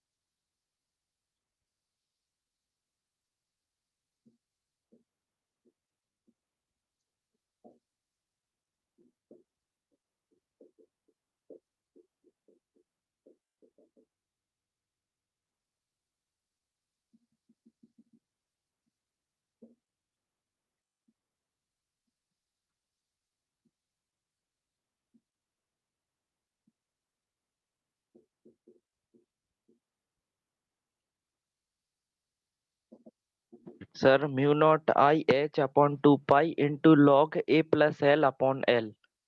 करते ट्राई, करते ट्राई। जिसका ये हो गया उसके अगला क्वेश्चन दिया है मैंने। नेक्स्ट क्वेश्चन सुन लो एक बार पहले। There is a solid wire which is very long, there is a long solid wire, ठीक है, और सॉलिड वायर की रेडियस आर है। इस सॉलिड वायर के अंदर करंट आई फ्लो कर रहा है। सॉलिड वायर के अंदर जो पूरे क्रॉस सेक्शन एरिया में जो करंट फ्लो कर रहा है वो आई है। अब सॉलिड वायर के अंदर ही मैंने एक एरिया दिया है आपको, ये एक एरिया दिया है देखो, जिसकी एक साइड है बिल्कुल वायर के एक्सिस पर, वायर के एक्सिस पे सिलिंड्रिकल लॉन्ग वायर है, उसके एक्सिस पे इसकी एक साइड है और दो साइड इसकी रेडियस के अलॉन्ग है, एक साइड सरफेस पे। मतलब सॉलिड वायर के अंदर मैंने आपको एक रेक्टेंगुलर एरिया दिया है, ठीक है। इसकी हाइट h दे दी है, ये डिस्टेंस ऑफकोर्स r हो जाएगी, रेडियस होगी। इससे कितना फ्लक्स पास करेगा, ये नेक्स्ट क्वेश्चन। जब तक मैं ये बता देता हूं, यहाँ पे देखो वायर की जो फील्ड होती है वो वेरिएबल होती है। वायर से x डिस्टेंस पे जो मैग्नेटिक फील्ड की वैल्यू होती है b, वो होती है म्यू नॉट वायर में current by 2 pi distance x। तो x के साथ ये फील्ड बदलेगी, इसलिए अब हमें क्या करना चाहिए, यहाँ पर हमें वेरिएबल मैग्नेटिक फील्ड है तो छोटी छोटी स्ट्रिप लेकर उनसे अपन को फ्लक्स कैलकुलेट करना चाहिए। मैंने यहाँ पे छोटी सी स्ट्रिप काटी, मान लीजिए dx विड्थ की काटी, इसकी विड्थ सिर्फ dx है, तो इसका एरिया क्या हो जाएगा, स्ट्रिप का जो एरिया हो जाएगा वो हो जाएगा h इंटू डी एक्स। तो छोटा सा एरिया जो ले रहा हूं मैं वो है h इंटू डी एक्स। मैंने जो एरिया लिया है उससे परपेंडिकुलर ही मैग्नेटिक फील्ड है और एरिया का वेक्टर भी इससे परपेंडिकुलर होता है। तो छोटा सा फ्लक्स लिखने के लिए जब मैं छोटा सा फ्लक्स लिखूंगा छोटी सी स्ट्रिप से, तो आएगा स्ट्रिप की जो मैग्नेटिक फील्ड पास कर रही है डॉट उसका एरिया। फील्ड का मैग्नीट्यूड ये रहा, एरिया का मैग्नीट्यूड ये रहा। तो दो वेक्टर का डॉट प्रोडक्ट कैसे करते हैं, उनका मैग्नीट्यूड और उनके बीच में एंगल का कॉस, कॉस 0 आएगा, कॉस 0 1 हो जाता है। तो ये तो 1 हो गया और ये आ गया छोटा सा फ्लक्स। अब टोटल फ्लक्स के लिए इसे इंटीग्रेट कर देंगे, म्यू नॉट आई बाय 2 पाई h कांस्टेंट है, dx बाय x। वेरिएबल कौन है, x। x की लिमिट x कहां से कहां बदलेगा, लूप की, ये स्क्वायर जो भी रेक्टेंगुलर लूप है, यहाँ आओगे तो l हो जाएगा डिस्टेंस और पूरा वहां जाओगे तो x प्लस a हो जाएगा, l प्लस a हो जाएगा। तो l से l प्लस a, बस अब इंटीग्रेशन कर लीजिए, लिमिट लगा दीजिए। तो mu naught I H upon 2 pi 1 by x का ln x आता है, और लिमिट लगा देना तो l plus a upon l आ जाएगा। ये आ रहा है यहाँ पे आंसर, और इसको याद रखना, ये बहुत काम का क्वेश्चन है, ये आंसर याद होना चाहिए, ये स्टार लगा रहा हो ताकि याद रखो आप, इसका रिजल्ट याद होना चाहिए अच्छे से। ये भी अच्छा ही क्वेश्चन है, इसे भी याद रखना। करो इसके बाद ये करो।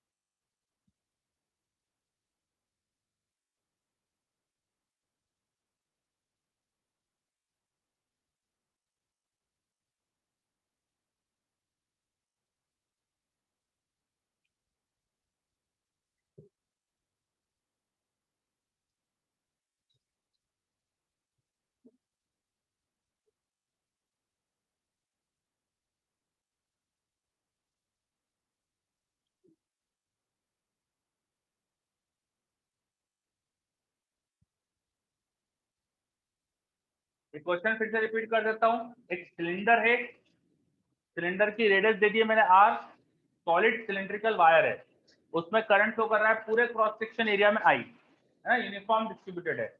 उसके अंदर ही, वायर के अंदर ही मैंने एक एरिया दिया है और उससे फ्लक्स पूछा है। करो।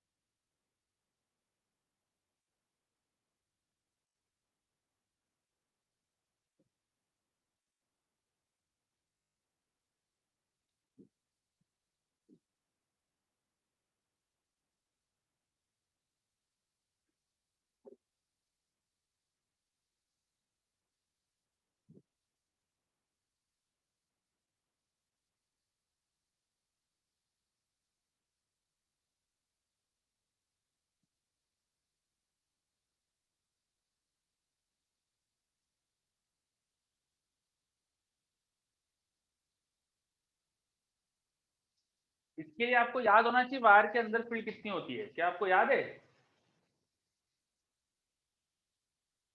वायर के अंदर भी मैग्नेटिक फील्ड सर्कुलर लूप्स में होती है, ऐसे सर्कुलर लूप्स के फॉर्म में होती है। और कितना होता है, एक्सिस से किसी डिस्टेंस आर पे जाएंगे तो वहां फील्ड की वैल्यू वेक्टर फॉर्म में जो होती थी वो थी μ0/2 J vector cross R vector.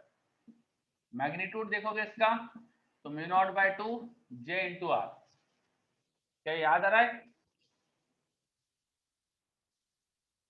एक सॉलिड वायर के अंदर मैग्नेटिक फील्ड, क्या याद आ रहा है फॉर्मूला? है ना? कुछ रिप्लाई तो करो। Is this clear?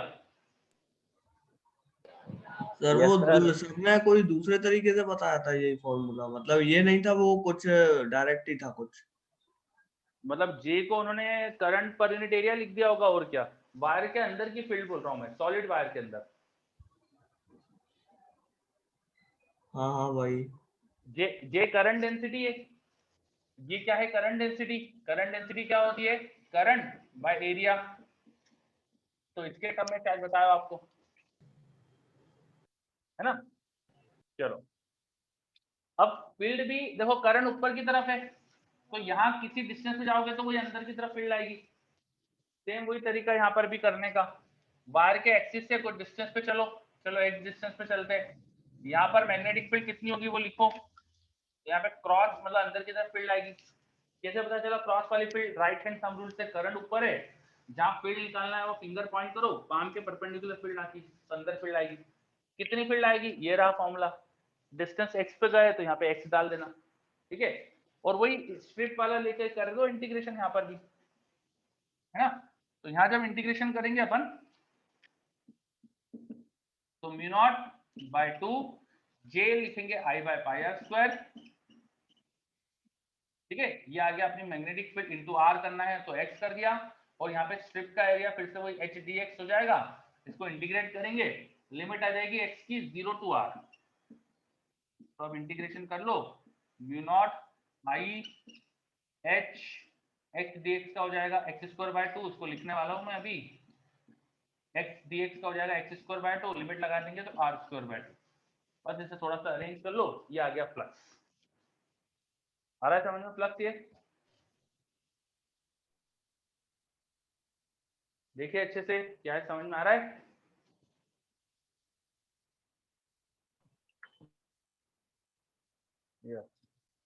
चलिए, तो अपन ने फ्लक्स कैलकुलेशन के कुछ क्वेश्चन देखे, ठीक है। मैग्नेटिक फ्लक्स कैसे कैलकुलेट करते हैं उसके कुछ क्वेश्चन देखे। एक क्वेश्चन और करते हैं अपन, एक स्टैंडर्ड क्वेश्चन भी कई बार पूछ लेते हैं, तो वो और करते हैं अपन। इधर वाला डायग्राम हटा रहा हूं मैं।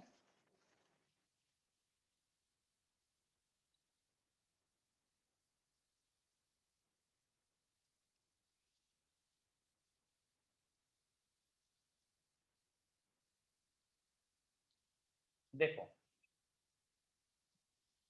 ये मेरा एक्स एक्सिस है, ये मेरा वाई एक्सिस है, ये जेड एक्सिस है, ठीक है। और मैं यहाँ पर एक प्लेन दे रहा हूं आपको लाइक दिस, एक प्लेन दिया मैंने आपको लाइक दिस, 3 डायमेंशन में देखे, एक प्लेन दिया मैंने आपको लाइक दिस। ये जो प्लेन है इसके मैं कॉर्नर पॉइंट के कोऑर्डिनेट दिखा रहा हूँ। इस पॉइंट के कोऑर्डिनेट है a, 0, 0, इसका है a, 0, a, इसका हो जाएगा a, a, और ये हो जाएगा a, a, 0। तो इसके सारे कॉर्नर्स के मैंने कोऑर्डिनेट बताया आपको। And there is magnetic field in the space, and जो मैग्नेटिक फील्ड स्पेस में है उसकी वैल्यू है xi plus yz plus z K. एक हाइपोथेटिकल मैग्नेटिक फील्ड दी स्पेस में लाइक दिस, है ना। तो जो गिवन एरिया है उसका फ्लक्स कितना होगा? मैग्नेटिक फ्लक्स बताओ इस एरिया से, एरिया से फ्लक्स बताइए, करिए ट्राई। मैग्नेटिक फ्लक्स बताइए इस एरिया से, करिए ट्राई, थोड़ा दिमाग लगा के करना पड़ेगा आपको, करिए। क्वेश्चन दिख रहा है प्रॉपर्ली, समझ में आ रहा है अच्छे से? क्वेश्चन में कुछ दिक्कत है तो पूछ लो सबसे पहले तो। क्या ये क्वेश्चन अच्छे से क्लियर है? यस, चलो करो क्वेश्चन, ट्राई करो जल्दी से, बताइए फ्लक्स क्या आएगा।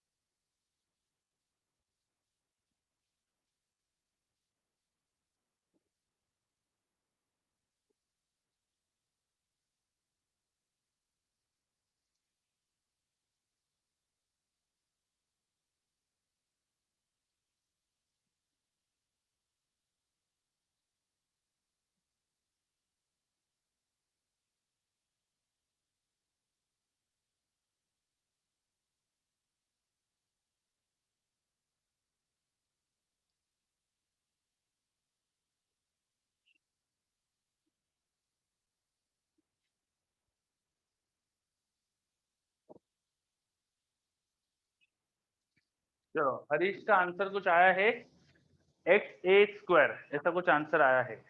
चेक करते हैं हरीश, एरिया कैसा है वो समझ में आ रहा है आपको? जो मैंने एरिया दिया है, क्या ये वाईजेड प्लेन से कुछ एंगल पर है कि वाईजेड प्लेन के पैरेलल है? बताओ ये एरिया कैसा है, वाईजेड प्लेन के पैरेलल है क्या ये? सबसे पहले तो ये बताओ, ये एरिया वाईजेड प्लेन के पैरेलल है क्या? कोऑर्डिनेट्स देखो इसके अच्छे से, कोऑर्डिनेट्स। ये वाले पॉइंट का कोऑर्डिनेट क्या दिया है? a, 0, 0, इसका a, a, 0, यहाँ दिया है a, a,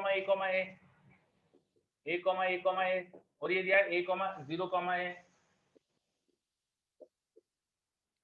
तो सभी के कोऑर्डिनेट में देखो x कोऑर्डिनेट कांस्टेंट है, x कोऑर्डिनेट कांस्टेंट, इसका मतलब yz प्लेन के पैरेलल, yz प्लेन के पैरेलल x कोऑर्डिनेट कांस्टेंट होता है। तो x कोऑर्डिनेट कांस्टेंट मतलब yz प्लेन के parallel, this is a area which is parallel to yz plane. तो इसका नॉर्मल किस डायरेक्शन में होगा? इसका नॉर्मल किस डायरेक्शन में होगा? इसका नॉर्मल होना चाहिए x एक्सिस के पैरेलल, मतलब i कैप की डायरेक्शन में। इसका नॉर्मल होना चाहिए x एक्सिस के पैरेलल, मतलब i कैप की डायरेक्शन में। क्या ये समझ में आया? Yes sir. है ना। अब फ्लक्स मैग्नेटिक फ्लक्स हम डिफाइन करते हैं B vector dot area vector और डॉट प्रोडक्ट करते हैं। तो एरिया वेक्टर की डायरेक्शन में अगर होगा फील्ड तो डॉट प्रोडक्ट कुछ आएगा, परपेंडिकुलर होगा तो 0 आएगा, है ना। तो अगर ध्यान से देखें तो फील्ड में जे और के कंपोनेंट भी है, ये दोनों एरिया के परपेंडिकुलर है। जे और के का एरिया के साथ डॉट प्रोडक्ट 0 होने वाला है, जे और के का एरिया के साथ डॉट प्रोडक्ट 0 होने वाला है। तो इन दोनों का मुझे कोई टेंशन ही नहीं लेना चाहिए, क्योंकि ये दोनों ही हमारे एरिया के परपेंडिकुलर है। तो एरिया से इनका डॉट प्रोडक्ट 0 हो जाएगा। क्या ये समझ में आ रहा है? Yes sir. ठीक है, तो मुझे सोचना चाहिए सिर्फ इस कंपोनेंट के बारे में। और ये क्या दिया है, एक्स साइड, ये एक्स कोऑर्डिनेट पे डिपेंडेंट है, पर मेरे एरिया पे तो एक्स कोऑर्डिनेट कांस्टेंट है ना। On this area x equal to A है ना, तो मुझे मैग्नेटिक फील्ड जब इस प्लेन पे लिखना है, इस प्लेन पे मैं x को डाल दूंगा। तो on the plane, on the given area, magnetic field जो हो जाएगी वो हो जाएगी x हो जाएगा a, i और y और j जो भी है हमें कोई फर्क नहीं पड़ता, क्योंकि वो तो अपने एरिया से परपेंडिकुलर है। अब फ्लक्स के लिए क्या करूंगा, b vector dot a vector कर दूं। भाई मेरे एरिया के डायरेक्शन में जो कंपोनेंट है वो तो कांस्टेंट है, ये वेरिएबल है तो कोई मुझे फर्क नहीं पड़ता, है ना। b वेक्टर कितना हो जाएगा, लिख दो ai प्लस वाई जे प्लस जेड के डॉट एरिया वेक्टर क्या है मेरे पास, ए स्क्वायर टाइम्स आई कैप। भाई ये लेंथ ए आएगी, ये लेंथ ए आएगी, तो ए स्क्वायर आई कैप डॉट प्रोडक्ट करो तो ए क्यूब आ रहा है, ए क्यूब वेबर, ये आंसर हो गया। समझ आ रहा है? इनका डॉट प्रोडक्ट आई क्यूब के साथ 0 मिलेगा, तो केवल इस ए आई का ए स्क्वायर आई के साथ डॉट प्रोडक्ट ए क्यूब आ जाएगा, तो answer should be A cube. Sir हाँ बोलिए। सर ये मैग्नेटिक फील्ड में सर एक्स की जगह ही क्यों ए रखा, बाय जेड की जगह क्यों नहीं रखा कुछ? बेटा मेरे प्लेन पर x कोऑर्डिनेट कांस्टेंट है ना, y z कोऑर्डिनेट कांस्टेंट थोड़ी है। जैसे जैसे मैं ऊपर जा रहा हूँ y कोऑर्डिनेट चेंज हो रहा है, यहाँ y कोऑर्डिनेट और यहाँ y कोऑर्डिनेट बदल गया, क्योंकि y कोऑर्डिनेट चेंज हो रहा है, z कोऑर्डिनेट भी चेंज हो रहा है। देखो तो मेरे एरिया पे z कोऑर्डिनेट और y कोऑर्डिनेट दोनों बदल रहे हैं, बस x कोऑर्डिनेट कांस्टेंट है, तो इसलिए x को ये लिख सकता हूँ मैं। अच्छा सर, जो कांस्टेंट रहेगा उसको लिखेंगे? हाँ जो कांस्टेंट है वो लिखेंगे। क्या सर बोलता ऐसी आप? कौन सी कंडीशन बनती ये y और z की जगह पर भी a आ जाता? फिर से बोलो। सर ऐसी कौन सी कंडीशन बनती जिसपे y और z के बदले भी a आ जाता? नहीं ऐसा नहीं हो सकता, क्योंकि तीनों ही कोऑर्डिनेट कांस्टेंट हो तो वो तो एक पॉइंट पे आ गया। जब एक्स वाई जेड तीनों ही कांस्टेंट हो जाए तो एक पॉइंट हो जाएगा, या है उन ना। दोनों में से एक? हाँ तो स्ट्रेट लाइन अगर हो, स्ट्रेट लाइन पे दो कोऑर्डिनेट कांस्टेंट हो सकते हैं स्ट्रेट लाइन पे। तो मतलब कि जो कांस्टेंट होगा उसी के ही आगे अपन a लिख के मल्टीप्लाई कर देंगे? नहीं मतलब क्वेश्चन समझ के करना है आपको, मतलब ऐसा कुछ नया मतलब मत निकालो। जो क्वेश्चन में मैंने जितना बताया उतना ही मतलब है, इसको रटो मत, यहाँ समझने की कोशिश करो कि क्या हो रहा है। ठीक है, यस अगर सर। मेरे y और z कोऑर्डिनेट वेरिएबल होते, वेरिएबल है इसलिए मैंने उनको वेरिएबल रहने दिया, x कोऑर्डिनेट कांस्टेंट है तो उसको कांस्टेंट रख दिया, बस इतना ही मतलब है। इसको ऐसा मत करो कि ये ऐसा करना चाहिए, ऐसा रटो मत। इस क्वेश्चन में क्या हो रहा है ये समझने की कोशिश करो, समझे। हर क्वेश्चन के लिए तो जनरलाइज मत करो। क्लियर? चलो ये क्वेश्चन आया अच्छे से, और कोई डाउट यहाँ पे? No sir. कोई भी चीज मैंने जो करा आपको नहीं समझ में आ रहा हो तो पूछ सकते हो। क्या आपको समझ में आया कि मेरे गिवन एरिया पर x कांस्टेंट था? ये समझ में आ रहा था आपको पूरे मेरे एरिया पे x कांस्टेंट है? आया ना, जल्दी बताओ। मैंने जो एरिया दिया उस पे x कांस्टेंट है, समझ में आया नहीं आया, जल्दी बताओ। हाँ सर। आया सभी बच्चे? दीक्षिका को तो आया, वेरी गुड। बाकी बच्चे? यस, अभिषेक को भी आ गया। तो x मेरा x कोऑर्डिनेट कांस्टेंट है, मैग्नेटिक फील्ड में ये x कोऑर्डिनेट कांस्टेंट हो गया, तो मैग्नेटिक फील्ड का x के अलोंग, i के अलोंग जो कंपोनेंट है वो कांस्टेंट है, और y और z का कंपोनेंट मुझे सोचना ही नहीं है। j कैप और k कैप मेरे एरिया वेक्टर के परपेंडिकुलर है, तो उसके बारे में मुझे सोचना ही नहीं है, वो वेरिएबल है, कांस्टेंट है, मुझे कोई फर्क नहीं पड़ता। क्यों? क्योंकि मेरा एरिया वेक्टर से वो परपेंडिकुलर है, तो जिससे फर्क पड़ता है वो देखा, वो कांस्टेंट है, डॉट प्रोडक्ट करके आंसर आ गया। क्लियर? थोड़ा दिमाग लाके करना था क्वेश्चन। चलिए अब कई बार हमें ना क्वेश्चन में किसी लूप में बहुत सारे टर्न्स दे देते हैं, बहुत सारे टर्न्स दे देते हैं। जैसे एक लूप है, यूनिफॉर्म फील्ड में रखा हुआ है, यूनिफॉर्म मैग्नेटिक फील्ड में रखा हुआ है, पर इस लूप में बहुत सारे टर्न्स है, बहुत सारे लूप है, इसमें n टर्न्स है। मतलब एक वायर को आपने n बार ऐसे ऐसे घुमा दिया है, ठीक है। तो इससे फ्लक्स पूछ लिया, रेडियस रेडियस दे दी है मैंने आपको इसकी रेडियस है सपोज 8। तो बताओ इससे टोटल मैग्नेटिक फ्लक्स क्या लिखेंगे?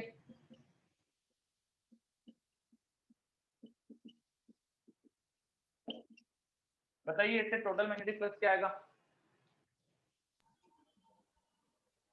Sir n times flux through a single coil. बिल्कुल सही। एक कॉइल से फ्लक्स हो जाएगा b into area of single coil और n टाइम कर देंगे। तो जब मेरे पास बहुत सारे टर्न्स होते हैं ना किसी लूप में, तो मुझे हर टर्न का फ्लक्स जोड़कर टोटल फ्लक्स लिखना पड़ता है। तो ये ध्यान रखिएगा, हर टर्न का फ्लक्स जोड़ के टोटल फ्लक्स लिखना पड़ता है। इस चीज का ध्यान रखिएगा। क्या ये चीज क्लियर हो रही है? ठीक है। Yes sir. एक क्वेश्चन और करते हैं, मेरे पास एक स्ट्रेट वायर है जिसमें करंट आई है, मेरे पास एक स्ट्रेट वायर है जिसमें करंट आई है। इस वायर को मैं एक्सिस मानकर एक सर्कल बना रहा हूँ, जिसका एक्सिस हमारा वायर है। इस सर्कल की रेडियस मैंने बता दी आपको r। इस सर्कल के एरिया का फ्लक्स क्या होगा? Flux through this area, magnetic flux इस एरिया से कितना होगा बताओ? ये सर्कल ऐसा है कि हमारा वायर इसके एक्सिस पर है, तो इस सर्कल से फ्लक्स कितना होगा बताओ? Magnetic flux through this circle. Sir 0। क्या रिप्लाई दिया? 0 होगा क्या? क्यों बेटा 0 क्यों बोल रहे हो आप? सर एरिया परपेंडिकुलर नहीं है फिर। हाँ, जो हमारा मैग्नेटिक फील्ड आती है ना वायर की, वो तो किसी लूप के प्लेन में होती ना, वायर की मैग्नेटिक फील्ड किसी प्लेन में होती ना, और एरिया वेक्टर तो इसका परपेंडिकुलर लेंगे आप। इस सर्कल का एरिया वेक्टर इधर की तरफ आएगा और मैग्नेटिक फील्ड इसी प्लेन में आएगी, तो दोनों एक दूसरे के परपेंडिकुलर है, तो डॉट प्रोडक्ट 0 प्लस 0 हो जाएगा।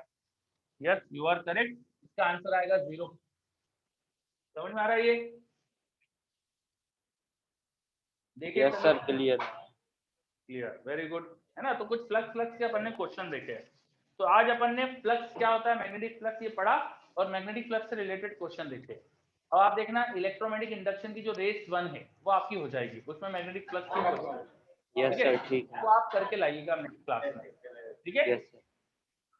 चलो सर कल है आपकी क्लास? हाँ, कल मेरी क्लास है, मेरी रोज ही क्लास है आपकी। तो कल आपको ईएमआई में अपन आगे बढ़ेंगे, फैराडेज लॉ पढ़ेंगे अपन। फैराडेज लॉ में कब फ्लक्स लिखेंगे, लेंज लॉ पढ़ेंगे। माइक ऑन है प्लीज ऑफ रखो, ठीक है।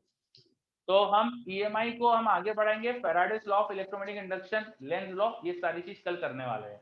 तो बहुत ज्यादा चीजें होने वाली कल की क्लास में, तो आज नहीं रुकते, और जो भी होमवर्क है वो करके लाइए। ऑप्टिक्स की जो भी रेस बची है वो कंप्लीट करो, और ईएमआई की फर्स्ट रेस कंप्लीट करके लाना है। Homework clear? होमवर्क समझ में आ गया? Yes sir. Yes sir. Very good.